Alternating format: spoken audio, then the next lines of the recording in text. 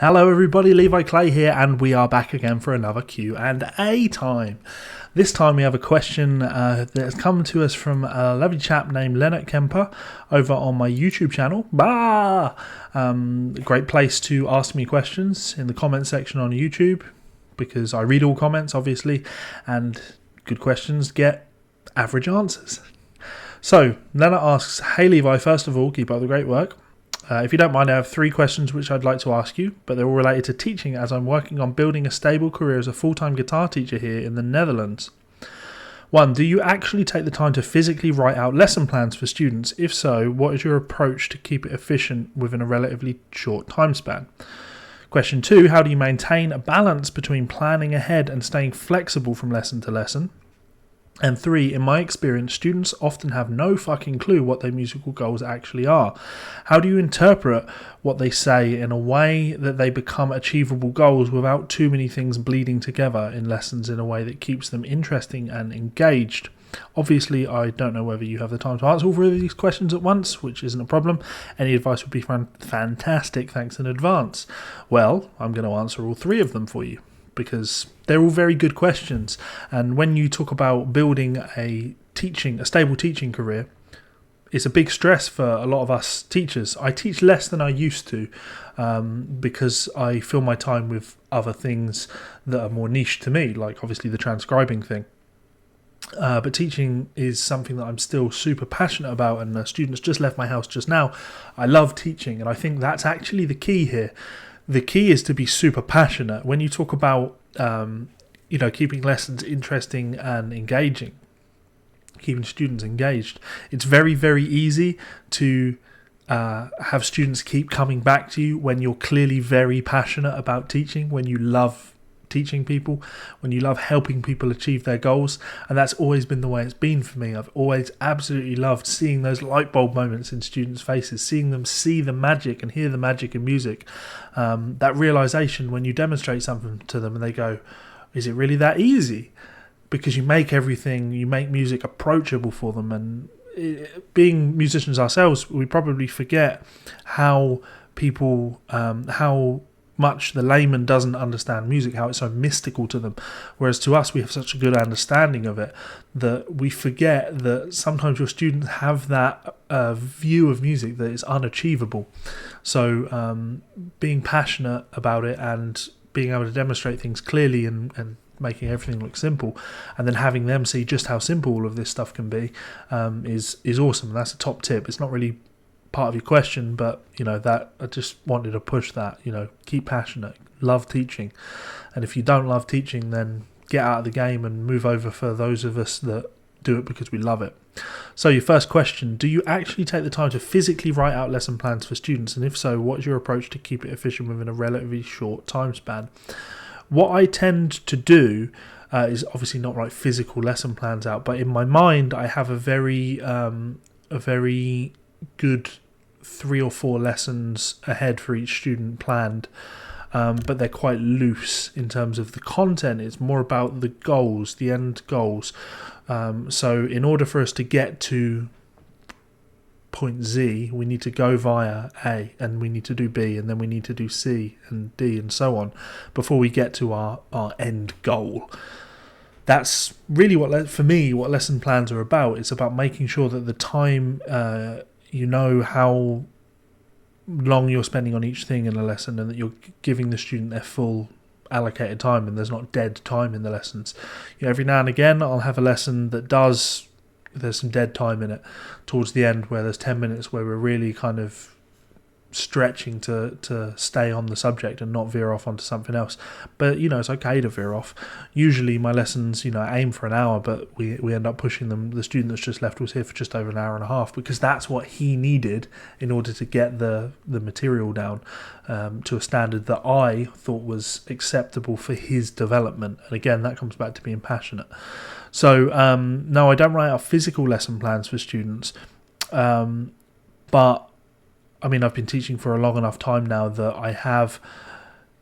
You understand what students need, the things that they have to learn in order to develop as players. And we'll come on to this in the third question, but while everybody has their personal taste and the things that they want to do, fine.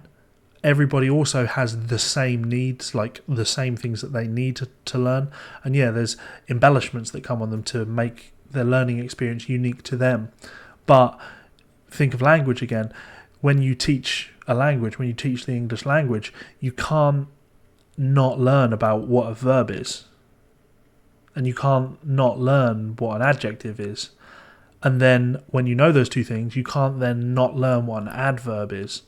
You have to understand sentence structure in order to learn a language. You can't just decide, these things aren't of use to me. Now, if I want to go and learn a language, those things aren't of interest to me, but they are of use to me.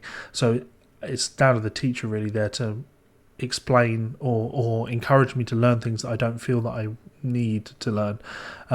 So my experience in teaching has allowed me to write out broader lesson plans for students, and that can be as short as a paragraph in a notepad document, just so I don't lose track of where a student's lessons are heading. So how do you maintain a balance between planning ahead and staying flexible from lesson to lesson? Now that's a really good question. My lessons are extremely flexible, but that's because my lesson plans aren't so rigid in that we will do this, then this, then this, then this, then this in order to achieve this. What we'll do is we need to achieve this, then we work backwards from that. So in order to achieve this, the things that we need to learn about are this, this, this, and this. Now, this particular student is interested in these players, so how can we tie learning about that in with these guitar players or these bands? That way, you're still always getting to your goals, but lessons are flexible and tailored to the student, which is, massively, massively useful. If I have a student that's really into Larry Carlton and we're learning about dominant 7 chords, I'm going to teach that person in a very, very different way to if I have a student whose favourite guitar player is Jason Becker and we need to learn about dominant chords. You won't give them the same exercises. So it's all about being flexible in your understanding of subjects and things that you need to cover in order to hit all of those spots. And your last part, I've kind of touched on this. Students have no fucking clue what their musical goals actually are. Yeah, you're right. What I do with all of my students, one of the first questions I will always ask them is, who are your favourite guitar players? Your 3 favourite guitar players, your 5 favourite guitar players? Because that will generally tell me more about you than you can explain about you. If they could explain what their musical goals were, maybe they wouldn't need lessons, I can look at who your favourite players are and then from that ascertain what the goals are. I can ask more questions and say, so what is it you like about Eddie Van Halen? Because most people say the same thing. But some people occasionally will go, he's just got this ferocious sense of rhythm, and I love his free ability to just play those cool lead lines in with his rhythm guitar playing. That's a very different aspect of Eddie's playing. It's my favourite part of Eddie's playing. So having that understanding is important. It's really to teach effectively, you need students that have faith in you as a teacher, and this comes back to being passionate about teaching. If you're passionate about teaching, if you love what you're doing, your students will trust what you're doing. They will trust the directions you take them in because they know that you achieve goals. They know that you will get them where they need to be because they know that your number one priority is their learning, is their happiness, is that they feel they're getting good value for their money. Yeah, you say musical goals. How do you interpret what they say in a way that they become achievable goals? So as I say previously when I talked about lesson plans, it's about understanding that there are things that you need to learn. Students have to learn about verbs, and they have to learn about adjectives, and they have to learn about adverbs. You have to learn about contractions and where to effectively use apostrophes for possession versus apostrophes for contractions. These are important things. You have to have examples in language where you can demonstrate that. The boys' toilets and the boys' toilets with the apostrophe in 2 different places on that boys tells you a lot, and having ways to explain that is important.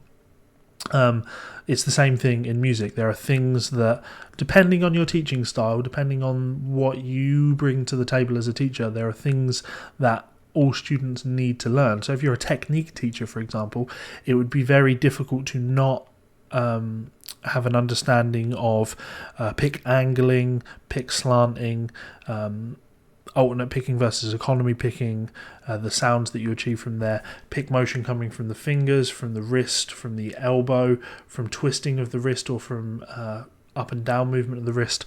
All of these are things that need to be covered, and a student's never going to say to you, I want to learn that. But this is where experience as a musician comes in. Really, you have to ask yourself, if somebody came to you and said to you, I really want to play like Alan Holdsworth, that might be their end goal, but your job as a teacher is to be able to interpret what they're saying and go, okay, well, how do we get you to that? You need to learn about chord scales. You need to learn about having a good left hand legato. You need to be able to play hammer-ons from nowhere, do all of your legato technique as hammer-ons from nowhere. You have to have an understanding of positioning of the hand so you can achieve these wider stretches. I picked Holdsworth for the record, not because he's died, but because I'm looking over here and he showed up in my suggested videos. So all of these things that are important to the player, you have to be able to take that information from what you're being told. But these are all the things that, when you say that you're working on building a stable career as a teacher, the important aspect of that, or the thing to understand, is that not everybody can build a successful teaching career, and usually the reason for that is because they don't love teaching. So to me, it's like a puzzle. There's a mystery. If someone wants to play like Eric Johnson or like Albert Lee or things like that, I love education, so I can look at what they're asking me and break that down into all of these things that they need to be able to learn. And then from that, we may be able to go, okay, well, you need to be able to understand solid legato technique. So what we're going to do is we're going to spend the next couple of lessons, 4 or 5 lessons, developing your legato technique. We're going to jump all the way back to classic rock legato on 2 fingers, then the Eddie Van Halen half roll technique, and then moving on to the Steve Vai and Satriani full roll technique, and then you start bringing in string skipping and stretching these patterns out, 3-note per string pentatonics and things like that. Having that, you see what I've done there, I've taken one subject and then we've got a gradually increasing in difficulty level that's going to help them develop over time. Anyway, I feel like I'm rambling at this point. It's been 12.5 minutes. Hopefully that was of some use to you. I really do appreciate the question, so thank you very much for the question. Hopefully the answer has been of some use. If you have enjoyed this video, not just the guy asking the question, but anyone watching this, you can hit that subscribe button. In fact, you can check me out on Patreon. Patreon is a fantastic place where I have support from you guys, because this channel is supported by people that view it. It means that I can tell you things that otherwise are difficult to say when working for magazines and the like. I can say things that sponsors might not want me to say. I can tell you the truth. I can look at Guitar Pro 7 and tell you what I really think about it, not tell you what Guitar Pro 7 want me to, or Arabus Music want me to tell you about it. So if you want to keep supporting this channel and get private access to our exclusive patron-only Facebook group, where you get lots of transcription challenges and things like that, lots of cool goings on with good people, there's a good community there, you can check that out by clicking the link in the top left. You can subscribe to this channel by clicking the link in the bottom left. You can also check out 2 of my videos there and there. It's appreciated, your love and support of this channel. It means a lot to me, and hopefully you'll be here for many years to come, because I know I certainly will. Peace out, guys. Pleasure to serve and entertain, and I'll be back again soon. Bye.